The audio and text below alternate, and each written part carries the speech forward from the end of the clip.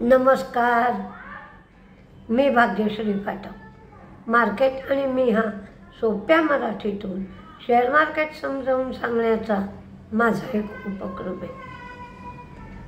Market संपल्यानंतर असं जाहीर करण्यात आलं की सरकारकडून 8 जे सेक्टर आहेत, कोर सेक्टर, त्यांचा ग्रोथ डेटा जो जाहीर होतो तो दर महिन्याच्या 20 तारखेला संध्याकाळी 5 वाजता जाहीर होईल. तर त्याच्यावरनं आपल्याला काही समजेल का याचा विचार करण्यासाठी मी तो सगळा डेटा आज जसा जाहीर झाला तसा लिहून घेतला. त्याच्यातून ज्या कोर सेक्टरमध्ये चांगली ग्रोथ झाली आहे तर त्याच्या शेअरवर उद्या चांगला परिणाम दिसतोय का? म्हणजे 20 तारखेला डेटा जाहीर झाल्यानंतर 21 तारखेला किंवा 22 तारखेला ज्या सेक्टरमध्ये ग्रोथ दिसतीये त्या सेक्टरमधल्या शेअरवर कसा काय परिणाम होतोय हा एक अभ्यासाचा विषय असेल. कोल सेक्टर, कोल म्हणजे कोळसा, तर याची ग्रोथ कमी झाली आहे. ही सगळी आकडेवारी पर्सेंटेजमध्ये आहे किंवा टक्केवारीत आहे. 1.7% पूर्वी ग्रोथ होती, ती आता 1.6 झाली.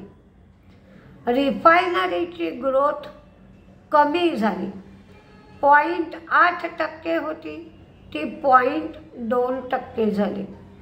फर्टिलायझर ग्रोथ 10.2% होती, ती 8.8% झाली. स्टीलमध्ये मात्र चांगल्या पद्धतीने म्हणजे पॉझिटिव्ह ग्रोथ आहे. 6.9 गेल्या वेळेला होती, ती वाढून आता 7.1 एवढी झाली. इलेक्ट्रिसिटीमध्येही ग्रोथ चांगली झाली, 3.6 वरून 6.2, जवळजवळ डबल. क्रूडमध्ये मात्र -5.2 वरनं -1.9, म्हणजे क्रूडमध्येही चांगली ग्रोथ आहे. नॅचरल गॅस याच्यामध्ये मात्र डी ग्रोथ आहे, -6 वरनं -12.7.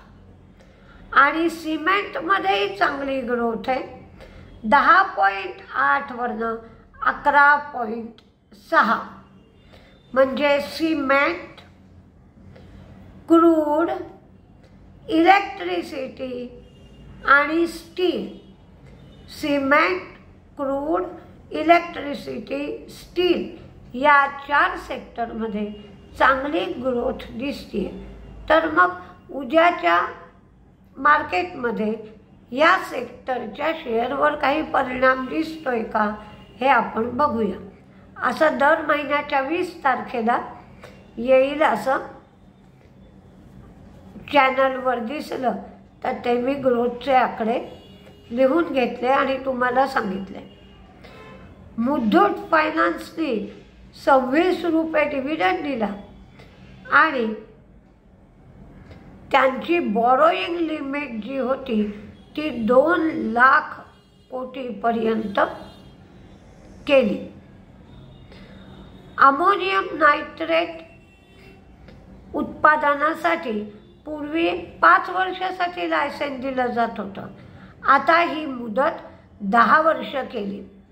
त्याचा फायदा दीपक नायट्रेट आणि दीपक फर्टिलायझर या 2 कंपन्यांना होईल. देवयानी इंटरनॅशनल यांनी बिर्याणी बाय किलो हा ब्रँड विकत घेतला.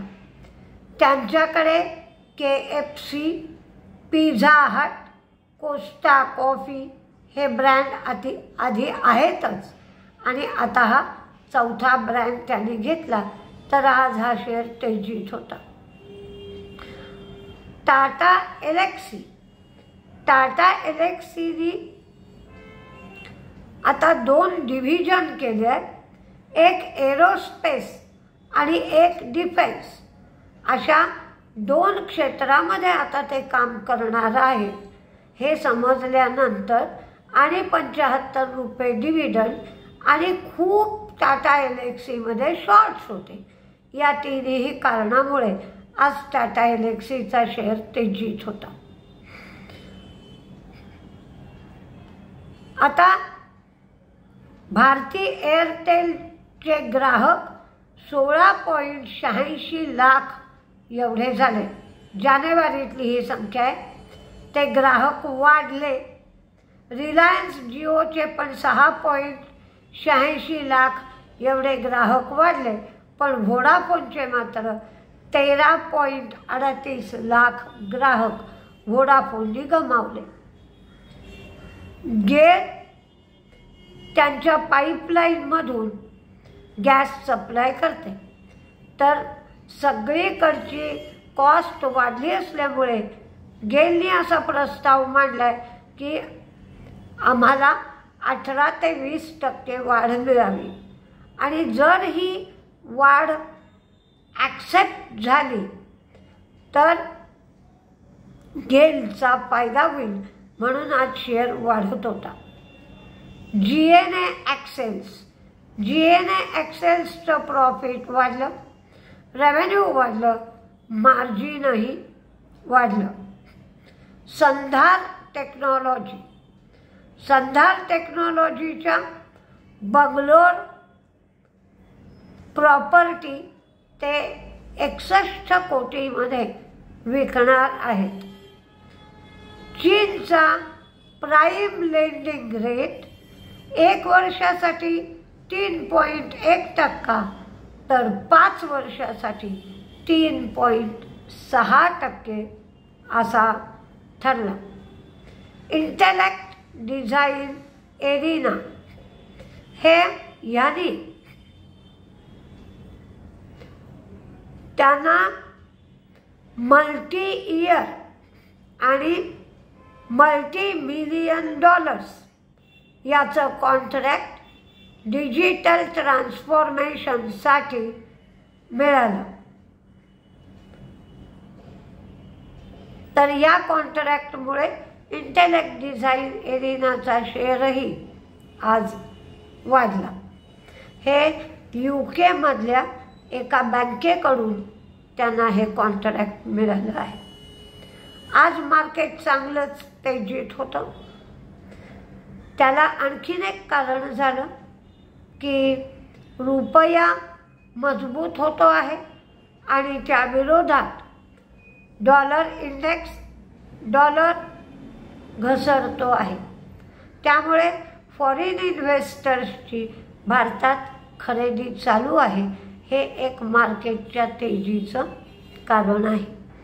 आता उद्या जे काय रिझल्ट लागले असतील ते रिझल्ट आणि बाकीच्या गोष्टी सकाळच्या व्हिडिओमध्ये आपण बघूया। नमस्ते।